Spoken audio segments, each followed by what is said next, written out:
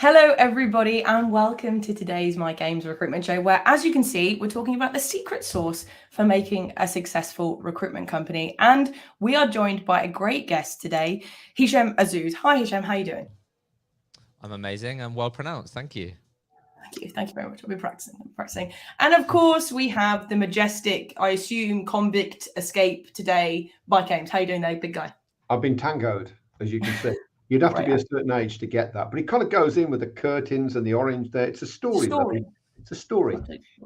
I know. Now, can I just introduce Hishem properly? Because I did put this in the email that I sent out to promote the show. Actually, an all-round good guy, and knows a lot about recruitment, which I really like. So he's the founder of Recruitment Mentors, which is an all-in-one platform for training and development. But also, he's a podcast host for the Recruitment Matters podcast and Mentors podcast. And I've been on the show. It's brilliant. I'm not going to rave about it, but if you don't listen to it, you bloody well should. So now the reason that he's on the show is because of that, I suppose, because he's exposed to a lot of recruitment companies and the leaders. He sees what's good and what's bad. And I wanted him to come on board and show some of that. I mean, that's what we agreed, isn't it, Hishem? Yeah, I think like in today's day and age, there's a lot of information available. So just wanted to make sure I sort of communicated to start that why I feel like I'm quite well positioned to share the common characteristics in successful recruitment companies is one, as you said, Mike, our all-in-one training development platform is currently supporting 40 different recruitment companies. So we are always talking about what skill gaps do they have, what are they struggling with, where do they need help. So I've got sort of a good sort of view there.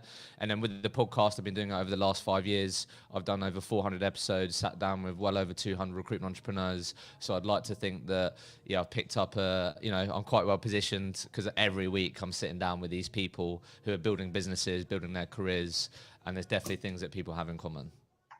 And that's why we want you on the show. That's why you're here. And with that, I feel like now's a good time, Mike, to get started, because I know you've talked about this secret sauce and we've got some ingredients, as it were, to Can go I put a backup on that for you? Can I just take a second or two to put it? So the problem with these kind of shows, if you're not careful, is that you can drift off and you can be a bit talky, which is, we like talky. We're okay with talky. But I said to Hishem, if you just could pick 5 things that you think, I mean, you could probably pick 105 things if you had the time, just 5 things that stand out for you. And I did the same. And I think there was only one difference between the two of us. We'd worded it differently, but there was one difference. So clearly, we believe that these things are important, and we're going to debate them now, I think, in any particular order. So if you have comments or questions or would like to know more, please put them in the comments. Let's make this more of a debate and let's see where we can get with it. Yeah, perfect. So shall we start with the first one, I think? If you can bring it up, Kirst, yeah. Oh, there you go. There we go. Which is leadership, which is something that you both have thoughts on. So, Mike, why don't you share with us yours? Well, do you know what? I'm going to cede to Hishem, really, because I think he put it really well to begin with. So you dive in on this one. Okay, so the specific point was being able to create leaders who can create more leaders, essentially. So there will not be a great recruitment business out there that has achieved a business event, scaled, without leaders and a great leadership team. So I think this is absolutely fundamental and also really difficult to do for a lot of people. One of the most common things that I've heard in conversations over the last couple of months is we're really struggling to develop our middle layer of management, or we're trying to do everything that we can to get a middle layer of management, and it's really difficult. So you're not going to be able to achieve any sort of scale really unless you're able to create leaders. So it's absolutely fundamental, and why it was definitely I think you're right, actually. This is interesting because, I mean, it's multi-layered. We could spend the whole show just on this, I think, very easily.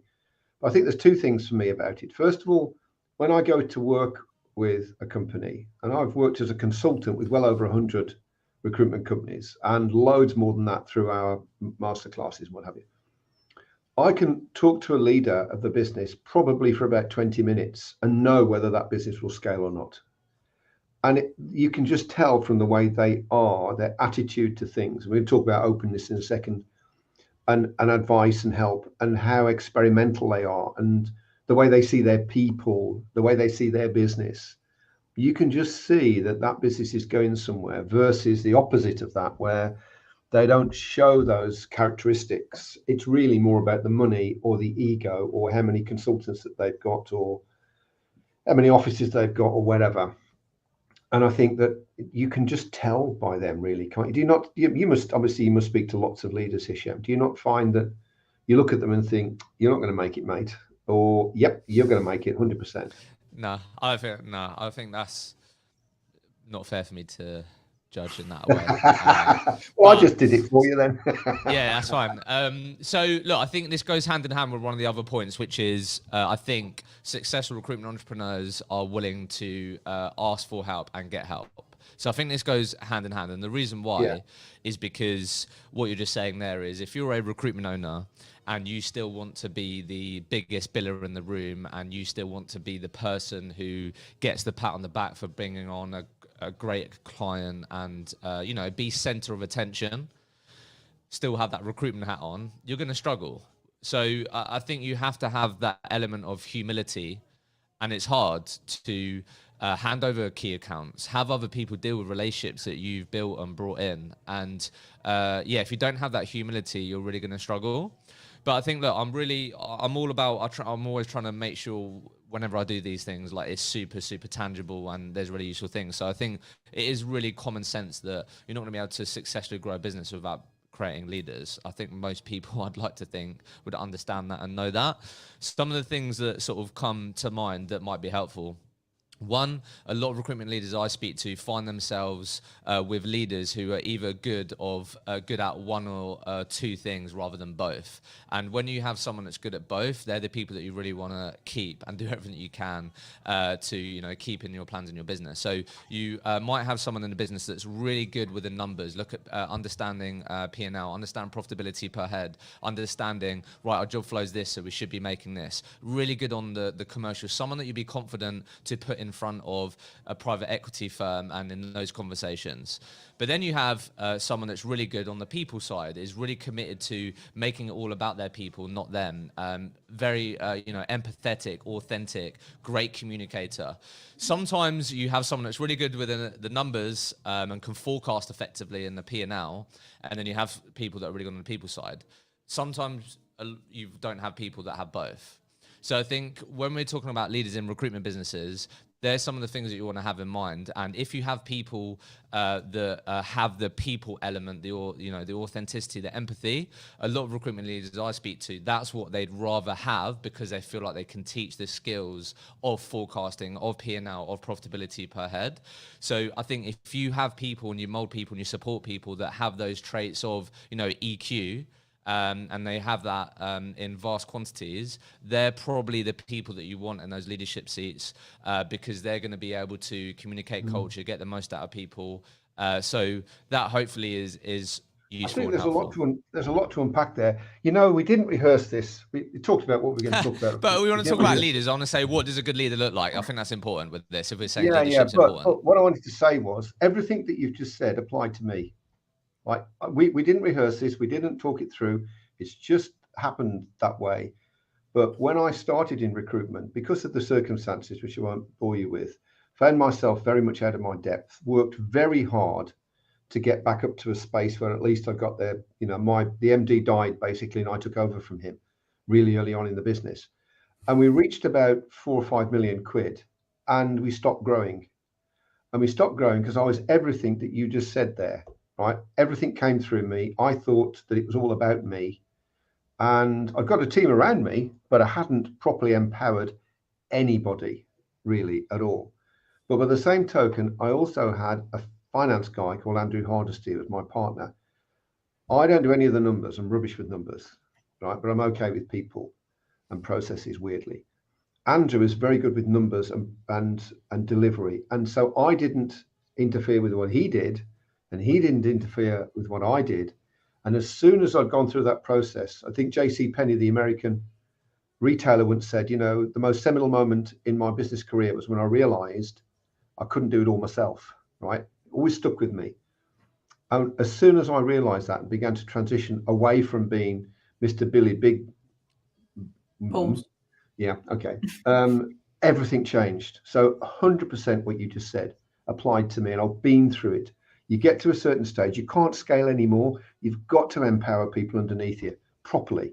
And, you know, they always say leadership is looking up and out and management is looking down and in.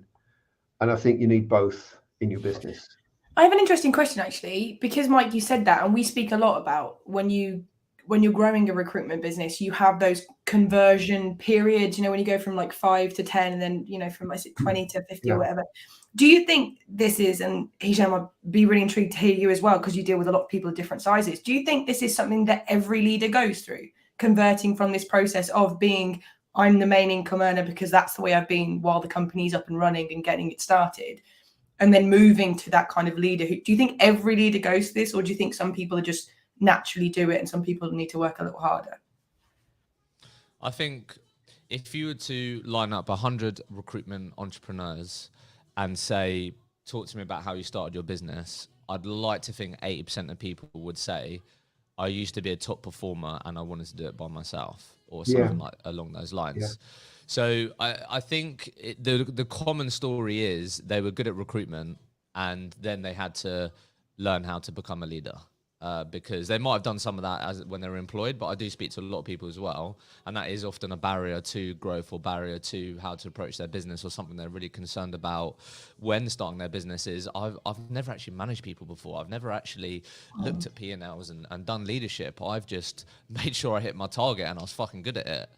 So I'd probably say 80% of people have to go on a journey of how do I, you know, get good at getting the most out of people, understanding what they're driven by, and making it not about me and my clients and what I'm doing. Well, I don't know whether you do leadership in your training platform or not, or management training, but in many cases, people who are promoted because they're great recruiters, which is normally what happens. A great recruiter, have a team now, don't get anywhere near the amount of management training that I think they should have. It's like, well, you're in charge of a team now, maybe go on a quick course or nothing sometimes. And it's little wonder that they don't do terribly well, because management is a completely different skill set. I mean, it's like a million miles away from recruitment. And you could argue some of the traits that you need to be a good manager are opposite to the traits you need to be a good biller.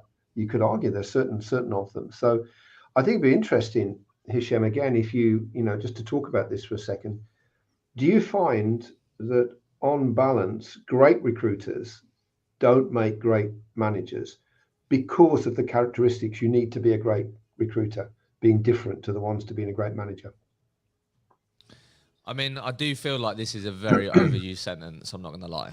I think it, like, you could listen to any recruitment podcast and you'd probably hear this, or go into any recruitment office and hear like, yeah, great recruiters don't make great managers.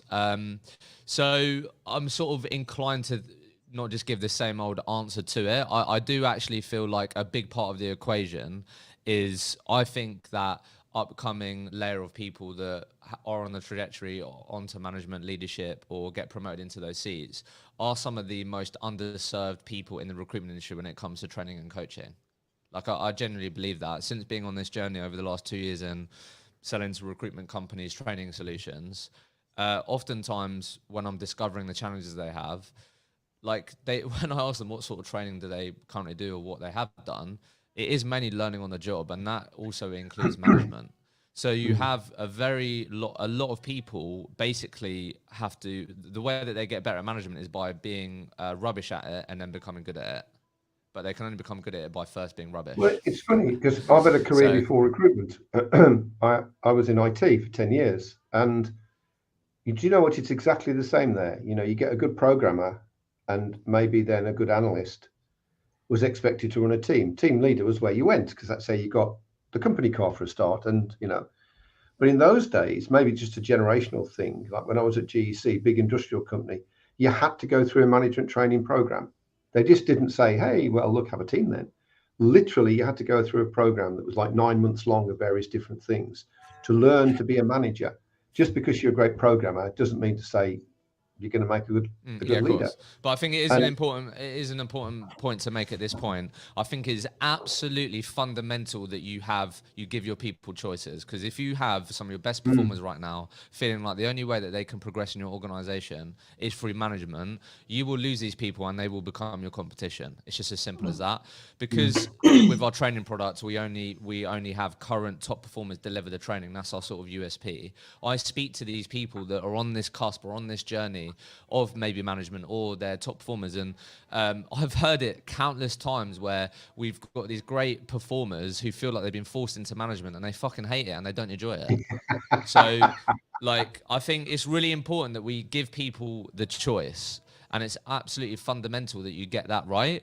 And like, there's different ways you can try it. You can get them to mentor people, you can get them to do different responsibilities, but yeah, I think it's really important that you give people the choice to develop their careers, because the billing managers and the leadership team that I speak to oftentimes are the most stressed and oftentimes find themselves earning less money, even though they're now a manager, and leadership, associate director, whatever. Earning less money, happy. So, and less happy. and these are And normally probably some of your working best longer people. hours.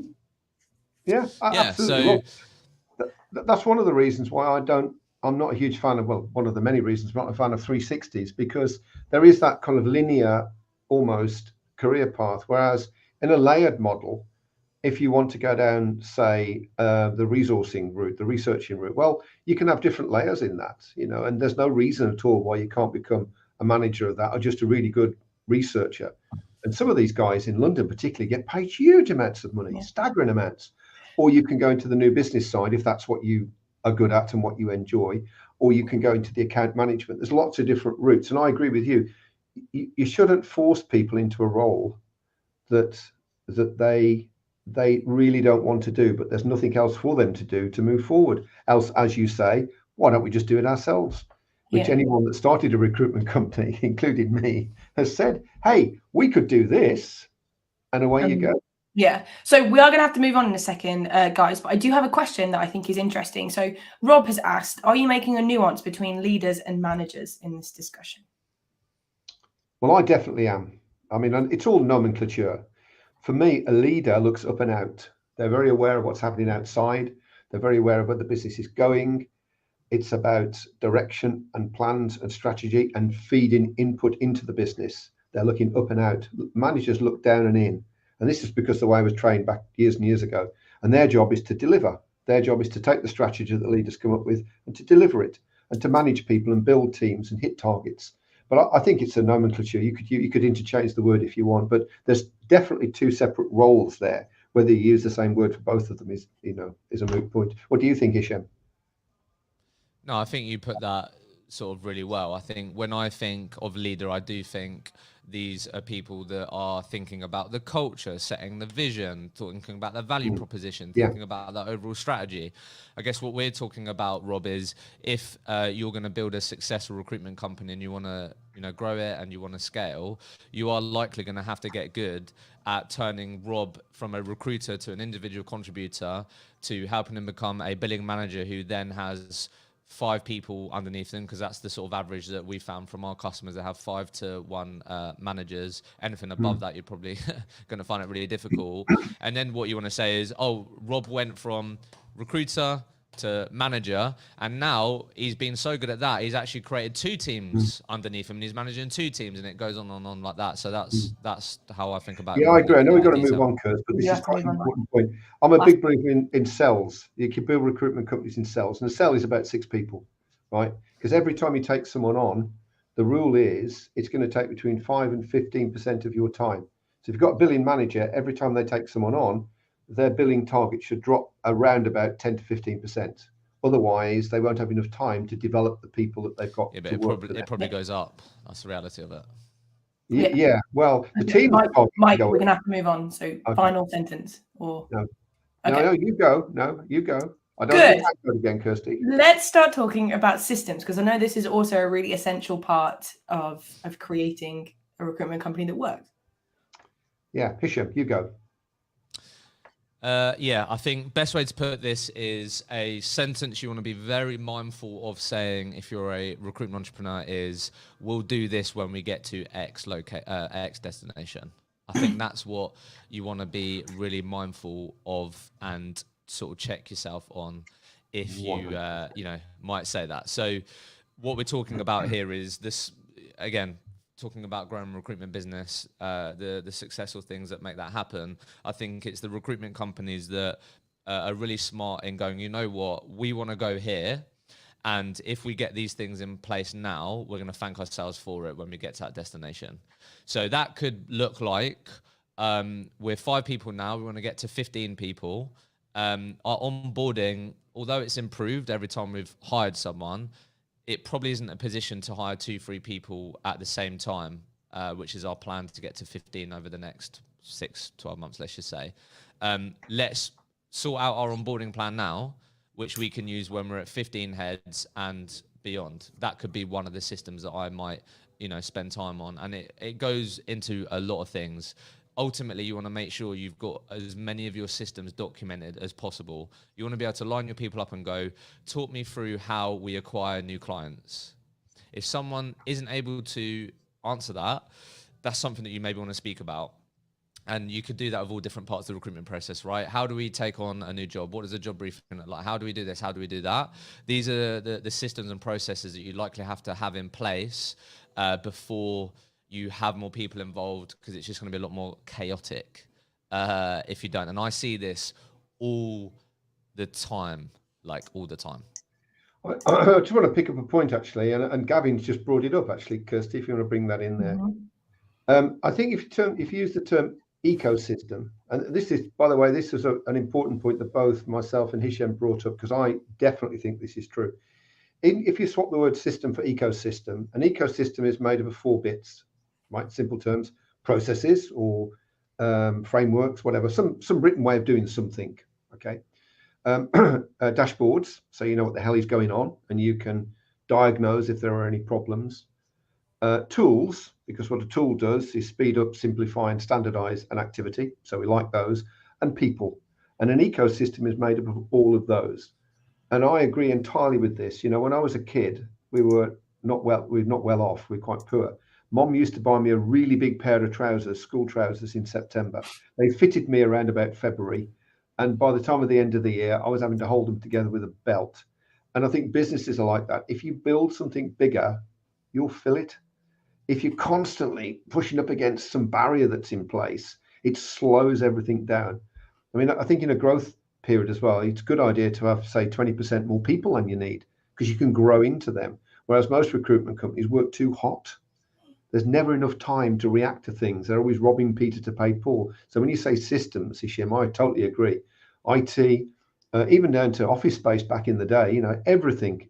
Build the business, the ecosystems for the business that you're going to be next, not what you are now. So why don't I ask you this then, Mike? This could be helpful for people, just if it's okay. Let's just say we're a business of sub 10 people and we want to get to 20, 30. Because there's a lot of things I could be doing, right? So I feel like it is about them prioritizing things and what we should get in place over other things. What would you say are the 1-2 things that I should absolutely make sure I have nailed under the system? Two things in particular, and we could debate this for the rest of the show as well. Great question, Hishem. Firstly, you've got to learn to manage by data, not by proximity. So smaller businesses, management by proximity simply means you can manage because you're sitting with people, you're talking to people, you're speaking on the phone or whatever. A lot of interaction going on there. Back in the day, you actually sat with them. Now in the modern world, maybe not, but you still talk to them a lot. So you know what's going on. As soon as you get to between 8 and 12 people, that starts to break down. You see it a lot. Mm-hmm. You've got to learn to switch over to manage by data, dashboards effectively. So you've got bits of data points that tell you what's going on in different parts of your business and can predict a bad thing is going to happen before it actually happens. That's really important. The second thing, you already mentioned it earlier, Hishem, and that's to do with how you hire and onboard people, because onboarding often means a couple of days going through a few processes and then away you go. I think onboarding really is about getting people up to maximum productivity quickly. And I think it's making sure that you've hired the right person. And I think it should be 100 days long. So with our clients, we put a 100-day onboarding process in. because whereas if you're a small business, you can kind of onboard people because you're with them and everything. That 8 to 10 limit, it stops. And so then you're going to get people coming in, not moving to maximum productivity, not moving to the state where you've actually made the wrong hire, but you don't realize it. And then the wheels start to come off. What would you say? I mean, what would your final thought, and then we'll move on to the next subject. No, I actually I'm really glad that you put that that you said those two. I actually think that makes most sense. Just a real quick side note. I was literally having this conversation yesterday with a recruitment owner, but I think yeah, if you don't have dashboards or data in place to help you understand what good looks like in your organization, you're going to struggle. I'm speaking to so many recruitment leaders right now who are struggling on how to communicate KPIs. We need to implement KPIs because they haven't been measuring things, because they treat people like adults and they don't work to KPIs. And guess what? You're going to have disgruntled people if you're trying to tell them they now need to work to KPIs, or they now need to come in the office more, which is happening, by the way. We now need to come to the office. If you don't have the data to back that up, you will have disgruntled people, because it's going to feel like Mike just wants you back in the office because he's paying 70 grand a month and not, he wants me in. Rather than going, hey, over the last 3-6 months, Mike, we can see that when you were in the office, these are your inputs. And when you weren't in the office, these were your inputs. If you can't do that, if you can't let that data tell that story, you're going to struggle. So this is really important. Okay, fantastic. By the way, it's going down well. Everybody seems to be enjoying it. So it's always a good start when people are complimenting us. So the next section I want to talk about, because I know it's something you both feel strongly about, which is having a proposition that perhaps having a clear one, and one that actually people want to get behind, rather than just, I want to fill a job. Give us a job, mate. Give us a job. What do you think, Hishem? You go. Look, I think again, like this is my world, in a sense that I think we've got to be empathetic here. That I know we're laughing there, but actually it's because a lot of people don't get help with this. Like, again, if we were to go into 10 different random recruitment businesses and we were to line the people up in that organization and say, hey, can you tell me why I should work with you over your competitor? It'd be interested to hear what the responses are. Because I don't actually think a lot of again, it's come down to training and supporting people. I don't think actually many people are actually supported with, like, what is my value proposition? Like, why would a client work with me over other people? Because if it's just, well, I've got a better candidate than them, then you're always going to struggle. And it has to be more than that, and you're not going to stand out. So I think the best recruiters have really crafted their value proposition, and that looks different in every organization, but they've definitely thought about what makes them different. How do they add expertise, insight to their customers beyond just jobs? How do they, what do they do to make sure they're perceived as consultants, not just transactional recruiters that work with them when they have a job, whatever it may be? But I actually think there's a lot here where, that a lot of recruiters aren't supported with this. So I agree. It's challenging. Very much so, especially in a 360 model where you're basically selling yourself. You had a client actually recently where I said, well, sell me your service, because I want to see how you sell it. He said, well, I'm actually selling myself. And this is the guy that owned the business, 30 people he's got in his business, right? He's saying, well, I'm actually going to sell myself. And this is not good. If you have a proposition, as Hishem said, a proposition, we call it these days a flavor of recruitment. So you've got a flavor of recruitment that you can present and say, well, if this is to your tastes, sooner or later we'll work together. It's not transactional, it's just we'll wait. If it's not to your taste, hey, look, let's just put our hands up and say, fair enough, what I do is not the way you like it done. Well, fine, you go and find someone that does, and I'll go and find some clients. Very few recruitment companies have anything like that. Some of them are productized, but they don't know what to do with the product.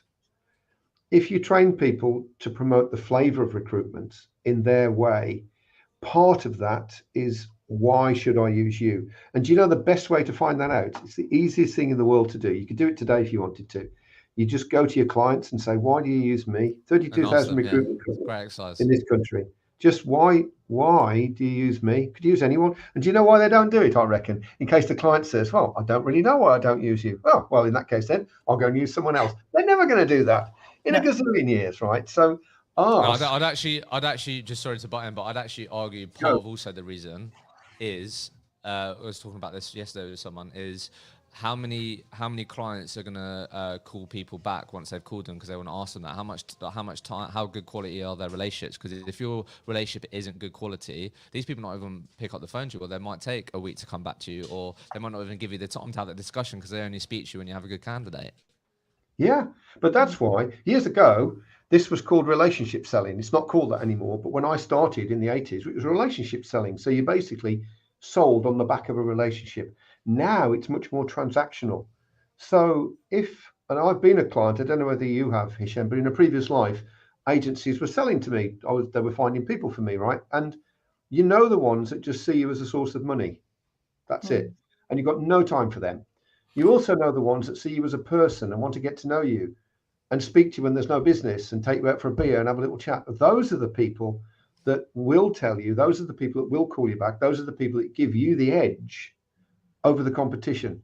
And I think it's a very good point you've made there, actually. Very important. Perhaps one of the most important in this whole section, actually. We have had an interesting comment, actually, from Martin. He says that candidates are now being more selective and looking for companies who align with their values. So it starts with the candidates. With such a saturated industry, clients are now also going in that way. It's becoming a more value-driven one. So Hishem, what do you feel about that? Yeah, no, Martin, good to see you here. Yeah, I do. I think probably a good example of this would be, I don't know about you guys, but I'm sure you've seen a number of recruitment companies become B Corp. I think that's probably a good example of it. If I'm working with an organization, I know that the fact that I'm working with them, I'm actually contributing in a good way, in a positive way to the planet that I care about. That's pretty cool. I think also there's some really good recruitment companies doing great work with charity partners or commit to donating X percentage of their profits to the charities that they care about. So I think it's just this idea of, I think people connect with that at the end of the day, and it's compelling. And if it's like, I can work with Martin over here, who's actually doing me a great service, and it's also doing a lot of good, and it makes me feel good about what we're able to do together. Then yeah, I think that's why a lot of people, and look, let's be honest as well. These types of things and initiatives, it helps you make more money. It just does. They do. Let's just be real. Like, it is also a marketing play, and people will be using it in their pitch. Like, you should use us because you're also doing good, and we're different, and we don't just care about the money, but it'll be affecting the bottom line in a positive way. Final comment, and then we'll move on. When I was at Crimson, we set up a thing called the Crimson Foundation, which wasn't an official charity, but it was a vehicle to raise money. And I think we put 1% of the profits a year in. I can't remember. I think it was about that. And then we also had fundraising events. And it was genuinely, believe me, genuinely intended to add value. That's what we wanted to do, to give something back. But it more than paid for itself, weirdly, because clients wanted to be engaged with it. People within the firm wanted to be engaged with it. Yeah, honestly, it was part of our values. Values are part of the flavor of recruitment. It's an ingredient in the flavor. But it wasn't intentional, but it did come out in that way. And so I know you got to go, Kirst, but yeah. And sorry, Martin's just come back and said that's really interesting. He was at a talk by Wayne Hemingway, who I've not heard of, and he said his business are a B Corp. He hadn't come across the concept, but it was highly beneficial as it made them accountable and kept pushing them. So I think, Hishem, that Martin agrees with you there. Now, this last section, I've really pushed for timing on, because I know it's really important to you, particularly, Hishem, which is this non-negotiables aspect of the business. Can you explain a little bit about what you mean? Yeah, of course. So I referenced this when I did a talk at the Recruitment Expo, and this was taken from one of the favourite people I've interviewed, a guy called Alex Elliott. If you're not connected with him on LinkedIn, I'd highly recommend it. He built and sold a recruitment business called Liquid Personnel. So I had him on the podcast, and one of the things that we spoke about were the barriers that he's found, recruitment companies encounter when scaling. And one of the absolute fundamental ones was hiring good people, right? And I think when I ask people in the audience of the Recruitment Expo, if I was to ask you what the non-negotiables are when you hire someone into your organization, and you had those documented and you had complete clarity on what those non-negotiables are, put your hand up. And I'd probably say, maybe 25% of people put up their hand to say like they've got non-negotiables. They've got complete clarity on what their people must have. And I think because a lot of people fall into recruitment, and we've all got those crazy stories where, you know, Kirsty joined my business. She used to work at Subway, and now she's our top performer. And we had Mike join, and he was, you know, he used to clean boats, and now he's our top performer. Like, you have such a variety of people from all different walks of life, which is absolutely amazing, and one of the really positive things about our industry. But I think that's where sometimes we can be a bit blinded by what, you know, good looks like, or what we should be looking for, because this person who walks through the door, they could do it. I think they could do it.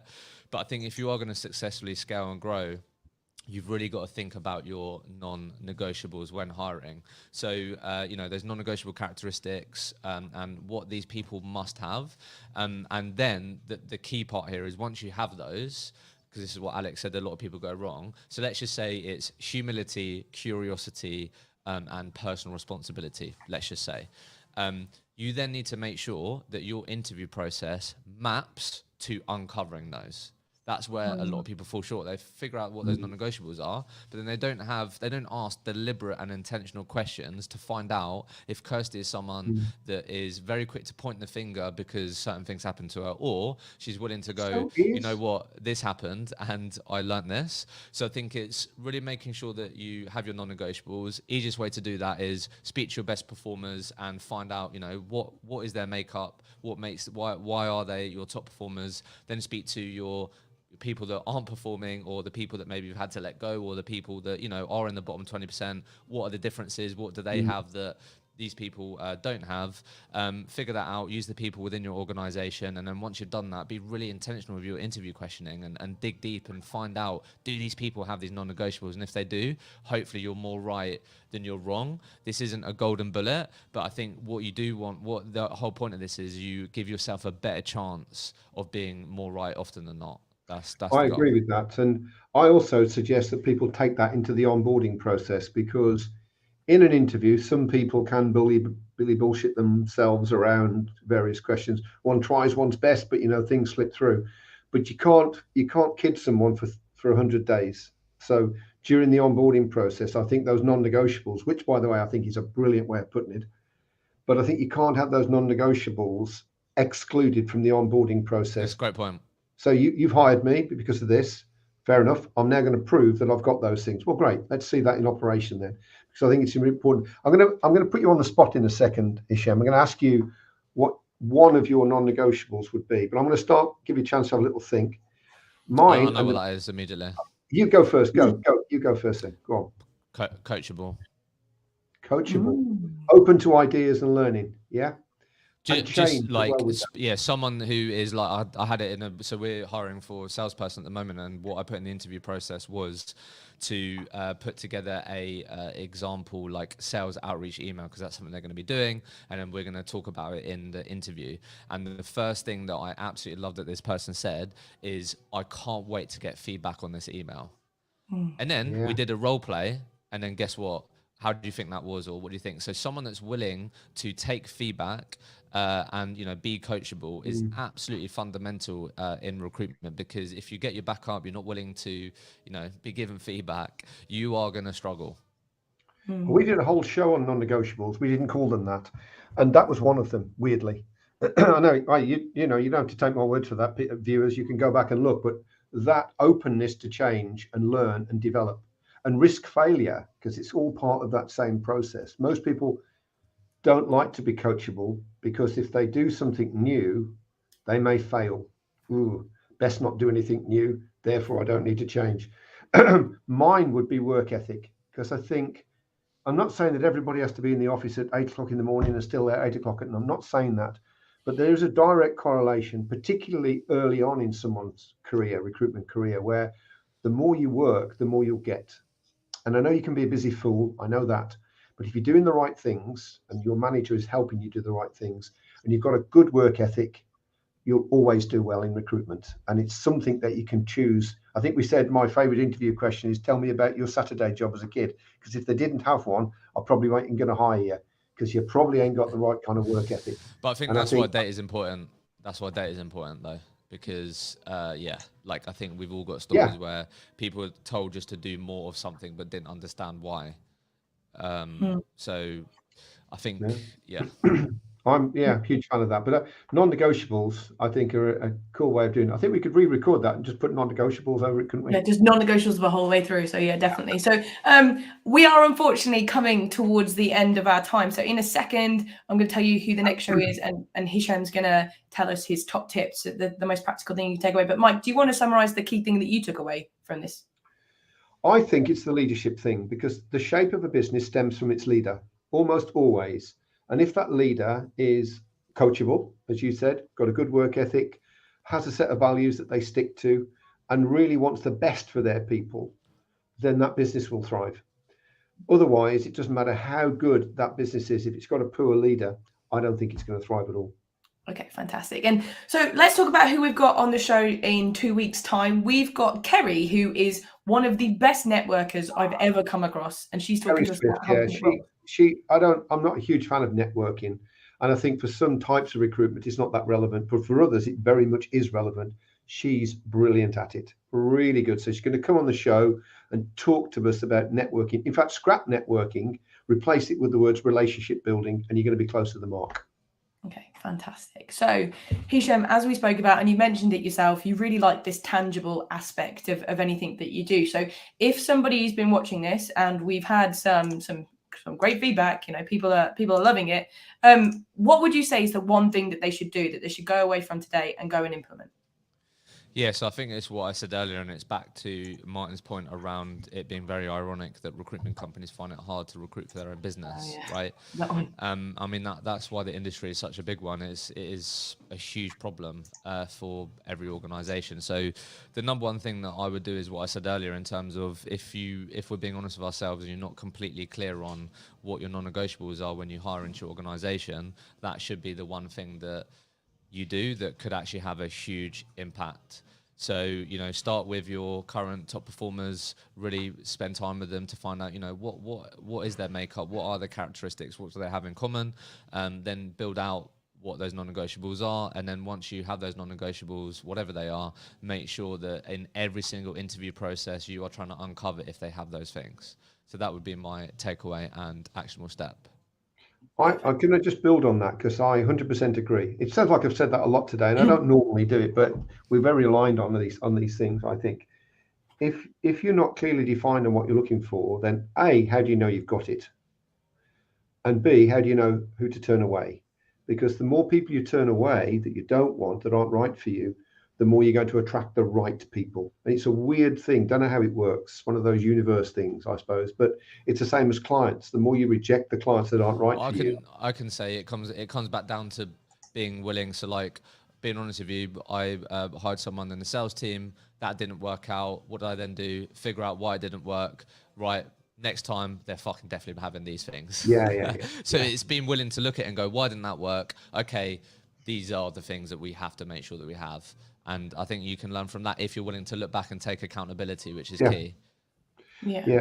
I'm not going to, I know I don't get a chance because it's the guest privilege, but I'm going to have mine, really. You do this every time.